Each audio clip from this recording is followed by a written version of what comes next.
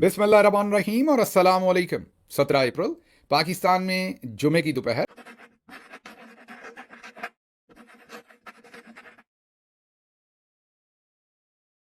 Asim Munir de facto form 47 military raj day 139। आज की अहम खबरों में सबसे पहली खबर अडयाला जेल से अब कंफर्म हो रही है कि बुशरा बीबी को पिछली रात अल शिफा आई ट्रस्ट हॉस्पिटल में शिफ्ट किया गया। पूरी रात वहां पर उनका रेटिनल डिटैचमेंट का इलाज हुआ। अब पता नहीं सर्जरी हुई या कोई और इलाज हुआ, किसी को कुछ नहीं बताया गया। ये बात ज़रा नोट कीजिए कि वो एक फीमेल प्रिजनर है। प्रिजनर क्या है, मगवी हैं। उनको और उनके शौहर इमरान खान को आसिम मुनीर साहब और उनकी रजीम ने अगवा करके रखा हुआ है। एक खातून को रात के वक्त जेल से निकाला जाता है, ख़ानदान को बताए बगैर, जो कि कानूनी तौर पर ज़रूरी है। हॉस्पिटल शिफ्ट किया जाता है, वहाँ उनका ट्रीटमेंट किया जाता है। आपको पता है कि जब आप अगर सर्जरीज करते हैं तो कोई ट्रीटमेंट के दौरान कुछ भी हो सकता है मरीज़ के साथ। उनकी फैमिली को कॉन्फिडेंस में नहीं लिया जाता, हालांकि पाकिस्तान का कानून ये रिक्वायर करता है। और सुबह उन्हें वापस जेल में मुंतकिल कर दिया जाता है। पूरी रात उनका वहाँ पर ट्रीटमेंट किया जाता है। ये खबर तो कल बहुत सारे जर्नलिस्टों ने दी थी और हमने रात के व्लॉग में आपके सामने रखी थी। अब इसे बैरिस्टर गौहर साहब ने भी कंफर्म कर दिया है और बहुत सारे और जर्नलिस्टों ने भी कंफर्म कर दिया। बैरिस्टर गौहर साहब का जो ट्वीट है वो बहुत ही मानीखेज है। मैं स्क्रीन पर रखता हूँ, उसके एक एक लफ्ज़ को गौर से पढ़िएगा। उसमें बहुत सारे मैसेजेस बिना हैं। वो लिखते हैं कि लेट नाइट मीन पिछली जो रात गुजरी उसमें बहुत ही लेट नाइट मुझे ये इन्फॉर्म किया गया कि बुशरा बीबी को हॉस्पिटल शिफ्ट किया गया। यहाँ हॉस्पिटल का नाम नहीं लिखा गया। जर्नलिस्ट बताते हैं कि वो अल शिफा आई ट्रस्ट हॉस्पिटल में उन्हें शिफ्ट किया गया। ये वो हॉस्पिटल है, अल शिफा ट्रस्ट आई हॉस्पिटल, जो फौजी फाउंडेशन की तरह का, उसकी तर्ज का हॉस्पिटल समझिए। बहुत सारे रिटायर्ड और मेरा ख्याल कुछ सर्विंग जनरल्स भी यहाँ पर काम करते हैं, तो ज़्यादातर ये जनरल्स की जेर निगरानी ही चलता है। तो गौहर साहब ने पहला काम कि ना उन्होंने मेरा ख्याल पूछा, ना उन्हें किसी ने बताया, या उन्हें पता था उन्होंने आपको बताना पसंद नहीं किया। और मेरी इतला के मुताबिक उन्होंने बुशरा बीबी की फैमिली को भी अब से थोड़ी देर पहले, ये चंद घंटे पहले तक इन्फॉर्म नहीं किया था। वो आगे चल के बताता हूँ क्यों। उन्होंने ये ट्वीट तकरीबन को सुबह के 10 से 11 बजे के दरमियान में किया है और इस वक्त पाकिस्तान में कोई 1 बज रहा होगा, 1:30 बज रहा होगा पाकिस्तान के वक्त के मुताबिक। तो ये 3 घंटे पहले उन्होंने ट्वीट किया। खुद ही सोच लीजिए कि 10 बजे के इर्द गिर्द उन्होंने ये ट्वीट किया है पाकिस्तानी वक्त के मुताबिक। और सुबह सुबह बुशरा बीबी की हमशीरा का मुझे बहुत ही परेशान कुन एक मैसेज था, वॉइस नोट था, जिसमें वो बहुत ही परेशान थी अपनी बहन के बारे में। वो कह रही थी कि उनको बताया गया है कि उन्हें हॉस्पिटल शिफ्ट किया गया, उन्हें पता चला सोशल मीडिया से, लेकिन उन्हें किसी ने नहीं बताया कि उन्हें हॉस्पिटल किस लिए ले जाया गया है, उनका क्या ट्रीटमेंट है, वो ठीक है या नहीं है, वो अभी भी हॉस्पिटल है या उन्हें वापस जेल भेज दिया गया है। हमारे पूरे ख़ानदान को कुछ पता नहीं। महीनों से उनके साथ हमारी मुलाकात नहीं करवाई जा रही। हम बहुत परेशान हैं। क्या आप पता कर सकते हैं कि वहाँ पर क्या हो रहा है? तो एक तरफ लेट नाइट गौहर खान साहब को ये पता था, उन्होंने मुनासिब ही नहीं समझा कि वो बुशरा बीबी की फैमिली को एक मैसेज करके इन्फॉर्म कर दें, और उन्होंने फिर ट्वीट किया 10 साढ़े 10 बजे। आगे सुनिएगा। हॉस्पिटल का नाम नहीं लिखते, वो बताते हैं कि उन्हें बताया गया और ये भी कहा गया कि उनको बाद में ब्रीफ किया जाएगा डिटेल के साथ। मैं उसका इंतज़ार कर रहा हूँ। वो कहते हैं फैमिली मेम्बर्स के साथ भी उनकी मुलाकात करवा दी जाए। वो कहते हैं साथ ही वो कहते हैं कि खान साहब की भी फैमिली की उनसे मुलाकात करवाई जाए और दोनों को ट्रीटमेंट की भी सहूलत दी जाए, क्योंकि ये उनके बुनियादी हकूक़ में शामिल है। तो ये ट्वीट बैरिस्टर गौर साहब ने। अब इसमें कितने जो मैसेजेस हैं वो पिना हैं। पहले तो गौर कीजिए कि पिछली बार भी जब इमरान खान साहब को भी शिफ्ट किया गया तो इमरान खान साहब की फैमिली को नहीं बताया गया, बल्कि गौहर खान साहब को बताया गया। इसमें कोई शक नहीं कि गौहर खान साहब पार्टी के चेयरमैन हैं, लेकिन गौहर खान साहब की जो अहमियत है वो पार्टी के मामला तक है। इमरान खान साहब की या बुशरा बीबी की अगर हेल्थ से रिलेटेड कोई मामला है तो वो उनके वर्सा को बताना पड़ेगा कानूनी तौर पर। और वर्सा दोनों के ख़ानदान माशाल्लाह से सही सलामत हैं, मौजूद हैं, दोनों के पीछे आते हैं, दोनों की ओनरशिप लेते हैं। वो मुझे गौहर खान साहब को या किसी और को बता के डिल्यूट करने वाली बात है। मीन ख़ानदान को कॉन्फिडेंस में ना लेना, और किसी तीसरे बंदे को, यहाँ मैं तीसरा बंदा इसलिए कह रहा हूँ कि वो पार्टी को हेड करते हैं, वो उनके वारिस नहीं हैं कानूनी तौर पर और समाजी तौर पर भी। पिछली दफ़ा इमरान खान साहब के वक्त भी गौहर खान साहब को बताया गया और उन्होंने ये बहुत ही अहम बात अगले दिन तक खुफिया रखी और तब ट्वीट किया जब इमरान खान साहब बिल्कुल जेल वापस जा चुके थे। हालांकि वो उसी वक्त लोगों को कॉन्फिडेंस में ले सकते थे जब उन्हें पता चला, लेकिन जाहिर है उन्हें ये कहा गया होगा कि आपने किसी को बताना नहीं है। और शायद उन्हें बताया इसलिए जाता है कि पूरा कॉन्फिडेंस है हमारे जनरल साहबान को कि उन्हें जो बताएंगे वो आगे बात नहीं करेंगे, और उनको वो जिम्मेदार बंदा समझते होंगे शायद। हमारे जैसे तो आपको पता है गैर जिम्मेदार लोग हैं, तो वाकई जिम्मेदार हैं कि उन्होंने अगले दिन ट्वीट किया 10 साढ़े 10 बजे, जब पूरी दुनिया ने, जर्नलिस्टों ने, सब ने वैसे ही बता दिया कि ये हुआ है। तो उसके बाद उन्होंने भी बगैर हॉस्पिटल का नाम लिखे, बगैर कोई तफसील दिए, उन्होंने ये कहा कि मुझे कल रात को लेट नाइट बताया था। अगर आपको बताया था तो आप ख़ानदान को बता देते, आप यही ट्वीट तब कर देते। या चलें आपको लगता है कि आपके ट्वीट करने से कोई लॉ एंड ऑर्डर का मसला बन जाना था, लोगों ने हॉस्पिटल पहुंच जाना था, तो आप कम से कम फैमिली को एक मैसेज करके बता देते कि उन्हें शिफ्ट किया गया, वो ठीक ठाक है। उनकी बहन बेचारी मारी मारी फिर रही थी, अपनी बहन के लिए पता कर रही थी, तड़प रही थी। और उसकी वजह यह है कि जो बुशरा बीबी की वालदा हैं वो बहुत ही ज़्यादा अलील हैं, बहुत ज़्यादा बुजुर्ग हैं, और वो अपनी बेटी के बारे में बार बार बुशरा बीबी की बहन से पूछ रही थी। और क्योंकि उनके पास इल्म नहीं था कोई भी बुशरा बीबी के बारे में, तो वो फिर सभी से राब्ते करके, मुझसे भी, और उन्होंने मुझे बताया कि उन्होंने कई और लोगों से राब्ता किया ये पूछने के लिए कि अगर आपको मेरी बहन के बारे में कुछ भी मालूम है तो बताइए। अब ये मुझे रवैया समझ से बाहर है कि जब इमरान खान साहब के बारे में बताया जाता है तो वो भी मेरे लिए बड़ी मुहतरम है, बड़ी, आपको पता है, शाइस्ता पर्सनैलिटी के मालिक हैं गौहर खान साहब। लेकिन ये काम, या तो आपको इस काम में पढ़ना ही नहीं चाहिए। अगर आप इसका वजन नहीं उठा सकते तो जब आपको वो बताते हैं तो आप कहें भाई मुझे ना बताएं, आपने ना मुझे बताया ना मैंने सुना है। आप उनके ख़ानदान, ये नंबर है मैं आपको दे देता हूँ दोनों के ख़ानदानों के, उनको फ़ोन करके बताएं ताकि वो, उन्होंने वहाँ पहुँचना है या नहीं पहुँचना उसका फ़ैसला वो करें। मेरा पॉलिटिकल एरिना है, मैं वहीं तक रहूँगा। आप रात को मैसेज लेते हैं इमरान खान साहब का भी, बुशरा बीबी का भी, और अगले दिन जब सारे अखबारात सब बता देते हैं तो तब आप ट्वीट करते हैं। ये बहुत ही अफसोसनाक पहलू है, लेकिन मैं आपकी मजबूरियां भी समझता हूं। आपने वहां रहना है, काम करना है, सियासत करनी है, मैं वो तमाम चीज़ें समझता हूं। ऐसा नहीं कि मैं आपको को टार्जन बना रहा हूं या खुद को टार्जन समझता हूं। मैं सिर्फ ये कह रहा हूं कि आप कम अज़ कम फिर उनको कहें कि ये काम अब मुझे क्यों गंदा करते हैं, इस पे मुझे क्यों इस्तेमाल करते हैं आप इसमें, मेरा पॉलिटिकल रोल है। और आप जानबूझ के, अब देखें हमने भी बात की तो क्रिटिकल ही है ना आपके ऊपर, अब क्यों ये मैसेज लेते हैं आप? उनको उसी वक्त बताइए कि आपने मुझे बताया है, मैं अब उनकी बहन को बताने लगा हूं जितना आपने मुझे बताया है। वो भले इमरान खान साहब की बहन को बताने की बात हो, भले बुशरा बीबी की बहन को बताने की बात हो, और आप उन्हें कहें कि आइंदा आप मुझे हेल्थ से रिलेटेड बात ना बताएं अगर आप चाहते हैं कि मैं आगे ना बताऊं। लेकिन अगर आप उनकी ख्वाहिश के मुताबिक रात को खबर सुन के और अगले दिन तक अपने पास रखेंगे, या उन्होंने आपको सुबह ही बताया और तब कहा कि ये ट्वीट कर दें, तो ये और भी बुरी बात है। अगर उन्होंने आपको सुबह कम्युनिकेट किया और कहा कि आप ये कह दें कि आपको कल रात का पता है और आप ये ट्वीट कर दें, तो फिर ये और भी बुरी बात है। तो मेरा आपसे 10 ब 10 गुजारिश होगी कि आप थोड़ा सा इज्तनाब कीजिए। ये मुनासिब रवैया नहीं है, ये बहुत दिल दुखाने वाला रवैया है। खुद सोचिए अगर आपकी वालदा के साथ, आपकी बहन के साथ, आपकी बेटी के साथ ऐसा हो तो आप किस तरीके से महसूस करें, उनके ख़ानदान कैसे महसूस कर रहे हैं। ये और बात है कि मैं बार बार कहता हूं कि बुशरा बीबी को अवाम की तरफ से और पार्टी की तरफ से भी जो जुल्म उनके साथ हो रहा है वो पजीराई उनको नहीं मिलती, या मतलब कहने का ये कि उनकी बात, उनके हक की बात, उनके ऊपर जुल्म की बात उतनी नहीं की जाती। अच्छा, जो करता है उसको कहते हैं ये बुशरा बीबी के ग्रुप में है। जितनी देर मैं गवर्नमेंट में रहा उतनी देर तक मेरे बारे में ये मशहूर था कि मुझे वो पसंद नहीं करती, या जितनी देर मैं पाकिस्तान में रहा तब अफवाह ये थी कि मुझे वो पसंद नहीं करती, और मेरे साथ कोई अच्छा बुरा होता है तो वो उन्होंने करवाया। ये अफवाहें मीडिया के अंदर फैलाई जाती थी। अब जब मैं उनके हक की बात करता हूं तो अब मुझे उठा के बुशरा बीबी के जो ग्रुप में डाल दिया जाता है। अब मुझे बताइए, कल हालांकि मेरे लिए बहुत ही मोहतरम है सलमान अकरम राजा साहब, जब उन्होंने अलीमा खानम साहबा के बारे में बात की तो मैंने क्या उस वक्त नहीं कहा कि ये मुनासिब नहीं है, हमें बहनों का एहतराम करना है, उनके मामले को समझना है, क्योंकि अगर हम छोटे छोटे काम भी करें, कहीं ना कहीं अपनी एग्जिस्टेंस सारे दिखाएं, और ये सिर्फ सलमान अकरम राजा का फ़र्ज़ नहीं है, सभी का है, हम एक शख्स पर नहीं डाल सकते, लेकिन हमें उनके साथ रवैया अपना जो है वो बहुत ही एहतराम का रखना चाहिए, ये समझते हुए कि उनका खून है, उनका भाई है जो इस वक्त सफ़र कर रहा है। इसी तरह से इमरान खान साहब के साथ एक और मसला भी है, वो ये है कि लोग उन्हें इतना पसंद करते हैं, इतना प्यार करते हैं कि जो शख्स भी उनके करीब होता है, एक नेचुरल, ये फिनोमेना आपको समझ नहीं आएगा, ये जिसके साथ बीती है उसको समझ आती है। तो जब आप किसी के इतने ज़्यादा परस्तार होते हैं ना, तो आप उसके साथ अनकॉन्शियसली अपना एक डायरेक्ट रिलेशनशिप समझते हैं। वो कोई भी ऐसी पर्सनैलिटी, वो पॉलिटिकल भी हो सकती है, वो कोई और सेलिब्रिटी भी जिसको आप बहुत ही ज़्यादा पसंद करें, तो आप समझते हैं कि आप उसे जानते हैं, आपकी उससे जान पहचान है।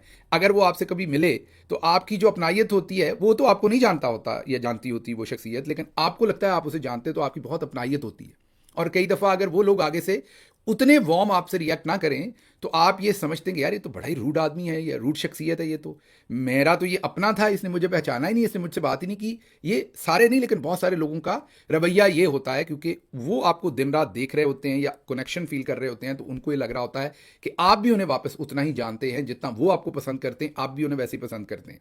तो बात लंबी होगी, बहरहाल ये बहुत ही कॉम्प्लेक्स फिनोमिनन है। जब मैं इमरान खान साहब का स्पोक्स पर्सन बना तो उन्होंने खुद मुझे कहा कि अब आप क्योंकि मेरे बहुत करीब काम करोगे, बहुत करीब नजर आओगे, तो पीटीआई से आपके ऊपर बहुत तनकीद भी होगी। लोगों को पसंद नहीं होता जो लोग मेरे बहुत करीब काम करते हैं, जब आपकी कुर्बत बहुत नजर आएगी तो एक अनइंटेंशनल आपके लिए डिसलाइक डेवलप होगी और आपके ऊपर क्रिटिकल भी होंगे लोग, तो आपने इसे खंदा पेशानी से लेना है। आपने रिटेलिएट नहीं करना, रिएक्शनरी नहीं होना। ये with the passage of time ये सेटल डाउन हो जाएगा and then people will accept you in this new role. अब मैं तो स्पोक्स पर्सन था सिर्फ, जाहिर है बुशरा बीबी तो उनकी ज़ौजा हैं, वो उनसे बहुत खूब प्यार करते हैं, बहुत उनका एहतराम करते हैं, तो जाहिर है वहाँ उनकी जो कुर्बत है वहाँ पर अनकॉन्शियसली लोगों ने एक महाज खड़ा किया हुआ है। वही वाला ट्रीटमेंट उनको मिलता है कि इमरान खान साहब के वो इतनी करीब क्यों हैं। तो ना चाहते हुए जो उनके हकूक़ हैं, ये मैं क्यों बात करता हूँ, जो कुछ डॉक्टर यास्मीन राशिद के साथ किया गया और जो कुछ बुशरा बीबी के साथ किया गया, आप गौर करें कि डॉक्टर यास्मीन राशिद एक प्रोफेसर हैं, एक मेडिकल डॉक्टर हैं। उन्होंने नस्लें जो है वो परवान चढ़ाई हैं डॉक्टरों की पढ़ा पढ़ा के। कोई हॉस्पिटल और कोई बड़ा मेडिकल कॉलेज ऐसा नहीं है पाकिस्तान का जिसमें उन्होंने खिदमात अंजाम ना दी हों। किस जुर्म की सज़ा है, कितने सालों से जेल के अंदर फेंका हुआ है। बुशरा बीबी जो एक हाउस वाइफ हैं, उन्होंने सियासी ओहदा नहीं रखा। अगर इल्ज़ाम ये 1 मिनट के लिए ज्यूम कर लेते हैं कि जी वो कहते हैं कि इमरान खान साहब ने कुछ गलत किया, ज्यूम कर लें 1 मिनट के लिए, तो उन्होंने किया ना, कहते हैं बीवी के कहने पे किया। तो अगर बीवी आपको कुछ कहती है और आप वो करते हैं तो बीवी जिम्मेदार नहीं, उस चीज़ की जिम्मेदार नहीं है, आप है ना। ओहदा तो आपके पास था, सज़ा तो आपको मिलनी है। बीवी को क्यों सज़ा दी आपने? इमरान खान ने भी कुछ गलत नहीं किया हुआ, लेकिन मैं एक सेकंड के लिए अज्यूम करवा रहा हूं कि अगर आप कहते हैं कि कुछ गलत हुआ तो बुशरा बीबी के पास कौन सी अथॉरिटी थी जो उठा के आपने उनको जेल में डाला हुआ है। तो बदकिस्मती से ना पार्टी उस तरीके से उनके लिए आवाज़ उठाती है, ना पब्लिक उस तरीके से उनकी आवाज़ उठाती है। और जो उनके हक की बात करे वो अगर यास्मीन राशिद साहबा की करें तो वो बर्दाश्त कर जाते हैं लोग, बुशरा बीबी की करें तो फौरी तौर पर यह समझा जाता है आप उनके ग्रुप के हैं। अगर अलीमा खानम साहबा की ज़्यादा बात की जाए तो फौरी तौर पर कहा जाता है आप उनके ग्रुप के हैं। हालांकि दोनों फैमिलीज बार बार बता चुकी हैं कि उनका कोई ग्रुप नहीं है। सभी लोग इस वक्त इमरान खान साहब को और बुशरा बीबी को जेल से बाहर चाहते हैं और पहले उनका मेडिकल ट्रीटमेंट चाहते हैं। तो इसलिए अगर यही काम आप ज़रा एक लम्हे के लिए सोचिए कि नवाज शरीफ की कोई बेटी या उनकी ख़ानदान की कोई खातून जो है वो इस तरीके से 3 सालों से मोर देन 3 ईयर से जेल में होते, तो आप सोचिए क्या तूफ़ान बरपा होता है इस मुल्क में। इंसानी हकूक़ के लिए कौन कौन सा जर्नलिस्ट जो है वो कहाँ कहाँ तकरीरें ना कर चुका होता, खतूत ना लिख चुका होता। आपको बुशरा बीबी से हमदर्दी नहीं, इमरान खान से तो है ना।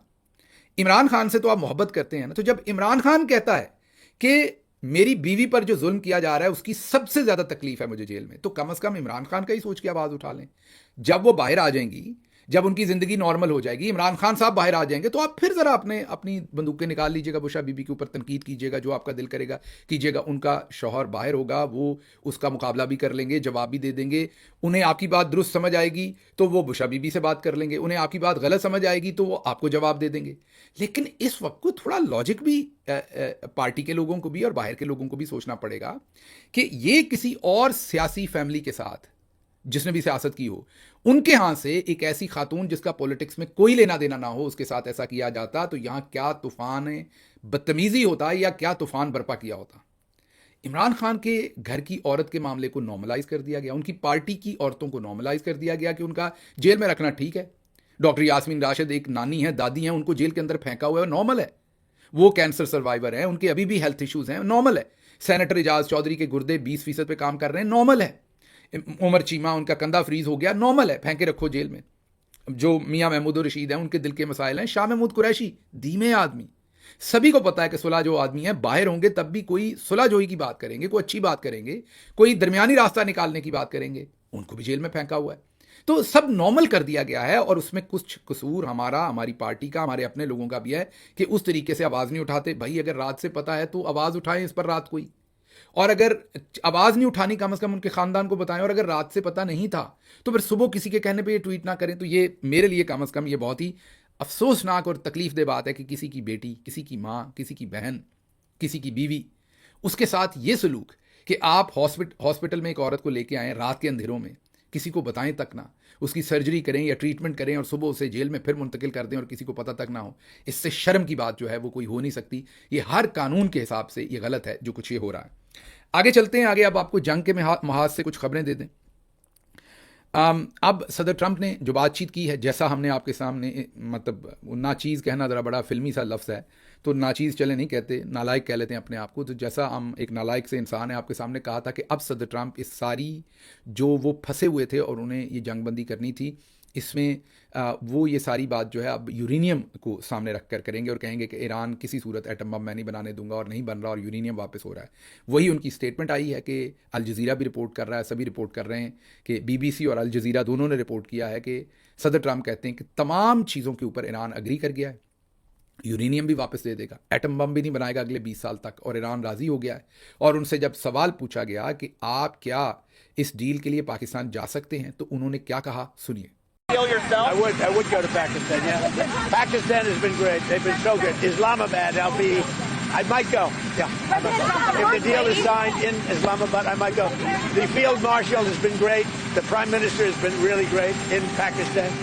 So I might go. They want me.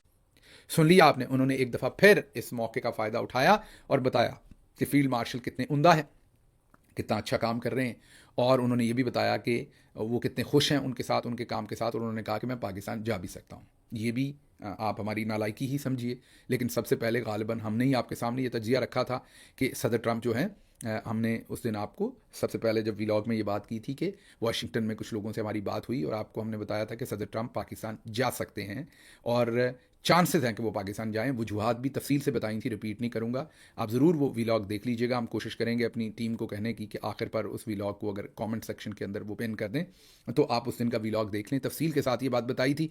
अब सदर ट्रंप ने अपने मुंह से खुद इकरार कर लिया कि मैं शायद पाकिस्तान चला जाऊँ, तो वो खबर भी अब दुरुस्त साबित हो गई जो आपके सामने रखी थी। फिर दूसरी तरफ जो ईरानी सदर हैं उनके साथ भी उनकी मुलाकात हुई है।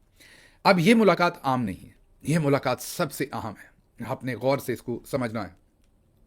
ये जो उनकी ईरानी सदर से मुलाकात हुई है, ये पहला मौका है, गौर से सुनिएगा ये बात, ये पहला मौका है कि जो आसिम मुनीर साहब हैं वो हेड ऑफ स्टेट के तौर पर वो बराबर पर बैठे हैं ईरानी सदर के साथ। ये ईरान ने भी उनको बिल्कुल वही प्रोटोकॉल दिया है, ये आप समझ लीजिए गौर से, और उन्होंने भी वही प्रोटोकॉल लिया है। सबसे पहले पाकिस्तान में हमने आपके सामने आज से शायद 1 साल पहले, मुझे एग्जैक्टली अब याद नहीं, वो 8 महीने पुरानी बात है या साल पहले की, जब शहबाज शरीफ और गए थे आसिम मुनीर साहब ईरान में, और आसिम मुनीर साहब साइड पे बैठे थे और शहबाज शरीफ बराबर पे बैठे थे, तो मैंने उस दिन, अगर आपको याद होगा, ये तजिया किया था कि आज के बाद से आसिम मुनीर साहब ये कैलकुलेट करना शुरू करेंगे कि मैंने उस कुर्सी पे कब बैठना है, क्योंकि ये मेरा अर्दली है और ये मेरे लिए एम्बैरेसिंग बात है कि मैं उस कुर्सी पर नहीं बैठता और मुझे साइड वाली कुर्सी में, मीन जूनियर्स की कुर्सी में या इनकी काबीना और अफसरान के साथ बैठना पड़ता है, मुझे वहाँ बैठना है। अब पहली दफ़ा आसिम मुनीर साहब जो हैं वो हेड ऑफ स्टेट की कुर्सी पर बाकायदा तौर पर ईरानी सदर के साथ बैठकर उनकी जो तस्वीर आई हैं, अब वो पाकिस्तान के सरबराह के तौर पर उन्होंने ये पहली मीटिंग कंडक्ट की है। नॉर्मली अगर आप देखें तो जब वो मिलने जाते हैं, फॉर एग्जाम्पल प्रिंस मोहम्मद बिन सलमान के साथ उनकी जो मीटिंग्स भी हैं उसमें भी वो बराबर नहीं बैठते रहे, वो आर्मी चीफ की जगह पर बैठते रहे हैं और प्रिंस मोहम्मद बिन सलमान जो है वो सामने हेड चेयर पर अकेले बैठते रहे। लेकिन जब शहबाज शरीफ उनसे मिलते हैं तो फिर वो जो जैसे दो सरबराह बराबर पर कुर्सी लगाकर दो सॉवरन स्टेट्स के बैठते हैं, वैसे वो मुलाकात होती है।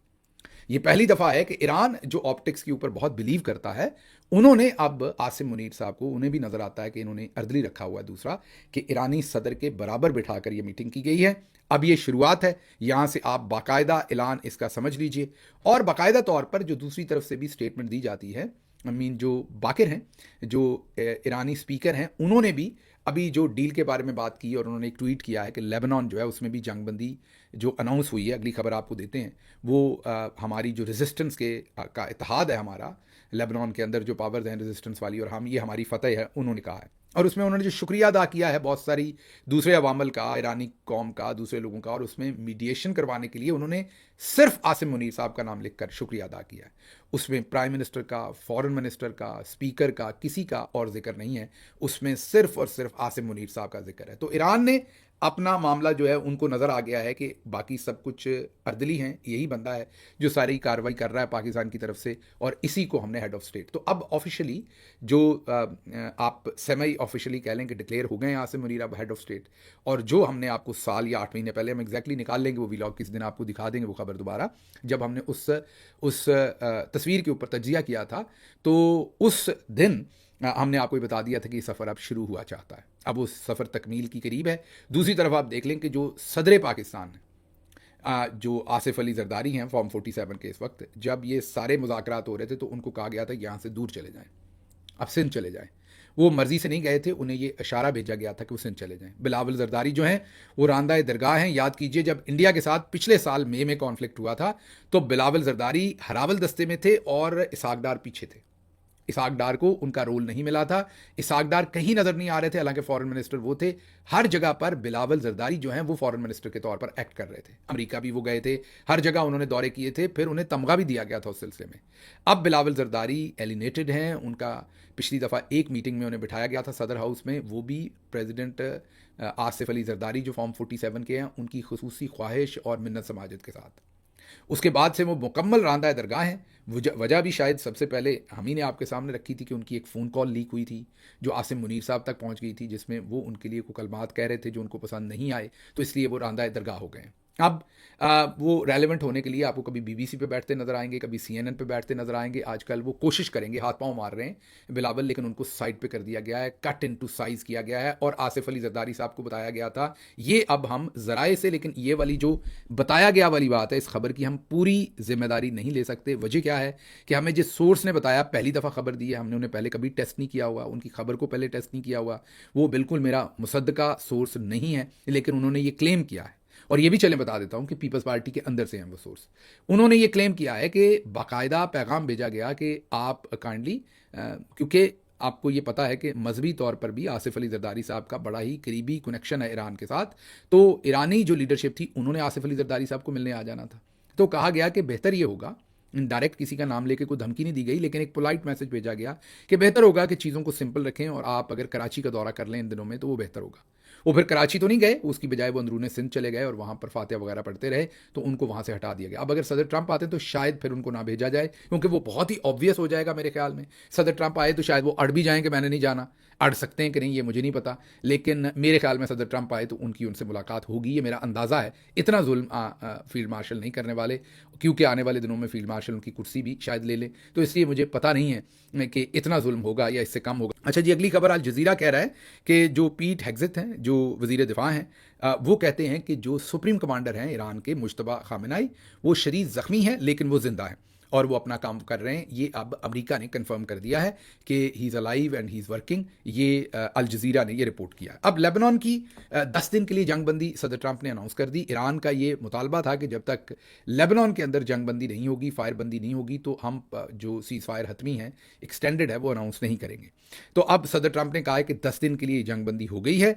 उन्होंने ये दावा किया कि इससे पहले 9 जंगें उन्होंने रखवाई थी, ये 10वीं जंग है जो उन्होंने रखवा दी। इससे बड़ी मखौली है उतसी, ये जंग तो आप ही ने शुरू की हुई है, आपने रखवा। लेकिन फिर जो इसराइली प्राइम मिनिस्टर वो कहते हैं कि हमारा एक ही मुतालबा है कि जो हिजबुल्लाह है उसको गैर मुसल्ला किया जाए लेबनान के अंदर, तब तक हम बाज नहीं आएंगे। दूसरी तरफ ईरान कहता है कि अगर हिजबुल्लाह के खिलाफ कार्रवाइयाँ की तो फिर हमारी जंगबंदी नहीं है। तो ये मामला अभी तक फंसा हुआ है, देखते हैं आगे क्या चलता है।